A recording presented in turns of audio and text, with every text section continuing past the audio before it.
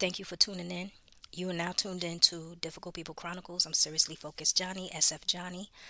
Today's episode is called Diamond. A great leader is a leader who has knowledge, who is charismatic, has integrity, understanding, and wisdom. Like in 1 Kings chapter 3, Solomon showed love for God by walking righteously with the instructions given to him by his father David.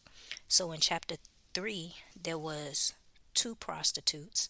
They lived in the same house. They were both pregnant at the same time. One had a baby who was healthy. The other had a baby who was healthy, but what happened was she rolled over on her child and the child died. So there was a switch where the one whose baby died, she took the other woman's baby when she was asleep, and she took her dead son and put it beside the woman who was asleep.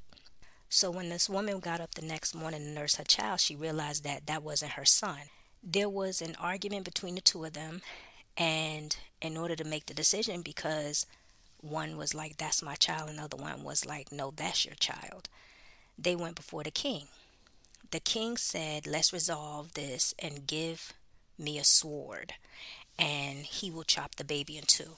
So one cried out and was like, no, don't kill him, give the woman the baby. The other one was like, cut him, just cut him in two. So let's stop there for a second. One mother cried out because she wanted to keep the child alive, where the other one was like, cut the baby. So the other woman was heartless. Now, a person who is into God is not trying to kill anyone. They are not trying to plot, scheme, plan, or do witchcraft to harm people. Back to the story. So, because King Solomon was a man of wisdom, he ruled to give the woman who cried out about the baby the child that was alive, because he was like, that's the mother. So the people held him in high regards because they saw that he had wisdom from God to bring the right justice, not judgment used by the flesh. That means God gave him the wisdom to make the right decision. Now, let's talk about that. That's the roles of a king who is in high regards. Now we talk about a great woman. A great woman, a godly woman, a queen, a wife, according to Proverbs chapter 31, has wisdom, knowledge, and understanding. She is trustworthy, confident. She is not intimidated by anyone. She is diligent.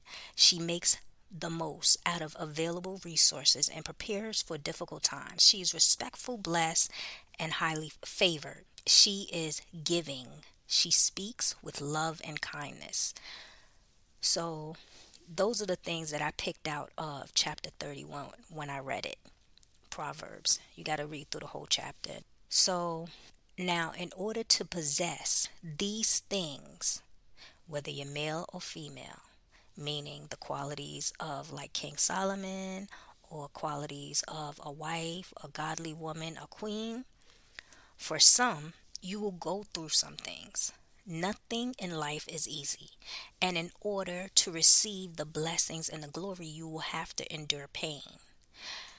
Now, sometimes when I come across like some of my clients, they get sad or depressed because the situation that they're going through is just a lot. I get it. It's not like I don't get it, because I've been through so much. But the one thing I do say to them is that they have to develop their warrior spirit. What I reference to is, that brings me to the diamond. A diamond is made with a high temperature and extreme pressure. You are the diamond. Some don't make it to the point of becoming priceless like a diamond, because a lot of times they give up. So, number one, they don't want to fight. Number two, they are spiritually weak, where they don't do things to strengthen their spirituality. Number three, they don't pray. Number four, they don't believe in God nor His glory, or they just doubt Him. Number five, some people are living in darkness. Some people have done things, and some people have a lot of people around them that shouldn't be around them. So, regardless of the temperature and the pressure, you have to do the following. Meaning that when you are in your situation, there's some things you're just going to have to automatically do. And a lot of times it's hard. A lot of times it is so hard, but you have to do it. Meaning, like, it's hard when you're going through pain and drama. It's hard to put a smile on your face. It's hard sometimes. But sometimes the devil is out there looking to see how you hold up. Because when you shed tears or you hurt and you know who that devil is that's around you, they laugh. So, like I said, regardless of the temperature and the pressure, you have to do the following. You have to, number one, look at your situation as a learned lesson. There's looking at your situation outward, inward, or both. A lot of times people go through things and they quick to look for the learned lesson out instead of saying, I'm going through this situation all the time, and what is it in me that I need to change? When I was young, I used to always run from people who were narcissists. And when I say run, I never spoke my piece. Some I used to just stick around and allow them to just talk to me any old kind of way. Like this one job I had with a lady was just annoying, and it got to the point where I was like, I could fight people on the streets and I can't stand up for what I believe in. But then the biggest fear was I was afraid that she would call security or it escalate because I had a temper, God forbid. And one day I was just like, enough is enough. So when she had something to say to me, I looked her dead in her eyes with a straight, serious face, and I said to her verbatim, would you say that to your child? She was so caught off guard, she didn't know what to do with herself. And then for the next few days, she just left me alone. And from then, I said, I'm not going to be that whipping boy, ever. So, number two, one of the hardest things sometimes is to keep a smile on your face. But I do know that sometimes the way I look at it is when you go through some things, I always look at it as temporary. A lot of times, the enemy, the devil, the hater, they are in the cut looking to see you fold, looking to see you shed tears, looking to see if whatever they did, whether they plot, plan, or schemed, worked. And when you angry and you breaking down crying, they say, aha, I got you. And it's at that point, they don't let up. Yup, they go further. Some people think that once you fold, they let up and leave you alone because they see that you the weakest link. No. Some people look at you as a whipping boy. Sorry to call it that, but that's what it is. Number three, stop complaining. In some situations, you have to fight. And some situations, your fight is not for you to fight. It's for God to fight for you.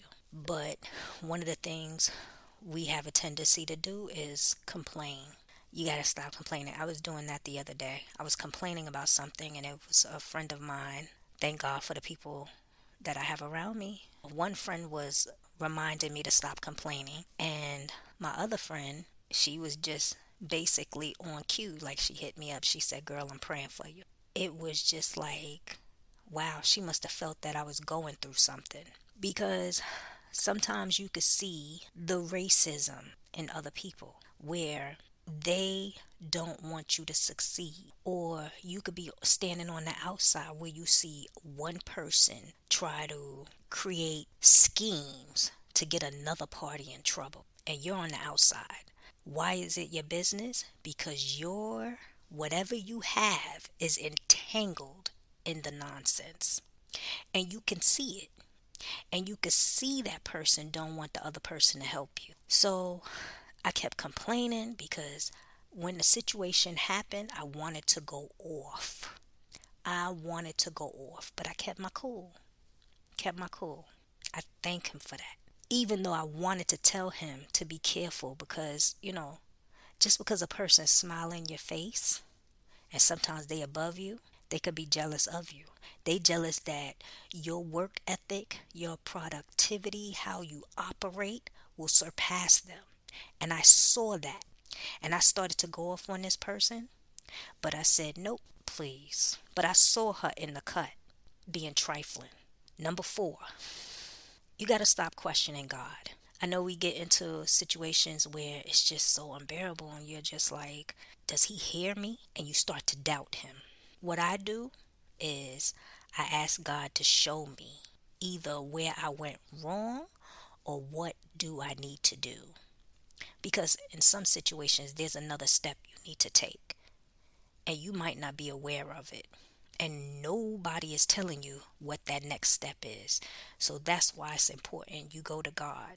You don't question God as far as doubting him, but you question him to say, show me where I went wrong or what else I need to do, or can you pull the covers on this situation so I can see it in full detail?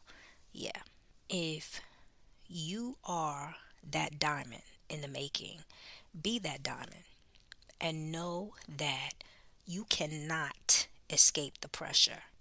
There's no way to be fully prepared. Like, a lot of things in life is not going to be easy, but some things you just gonna have to like endure the pressure, because sometimes what happens is people say this is too much to bear and they give up too soon. It's like one more step and that's your blessing or your glory. And then what happens is they give up. So that's it for today. I had another episode that I was going to talk about, but for some reason, this is what came to me this morning. Anyway, I hope you enjoyed this episode. I hope you enjoy your week. So for one-on-one sessions, go to my website, suggested topics, put in the subject box topic, and check me out on YouTube. I'm on Facebook. Check out my store. All the links is underneath. Love me more, and I love you more. Later.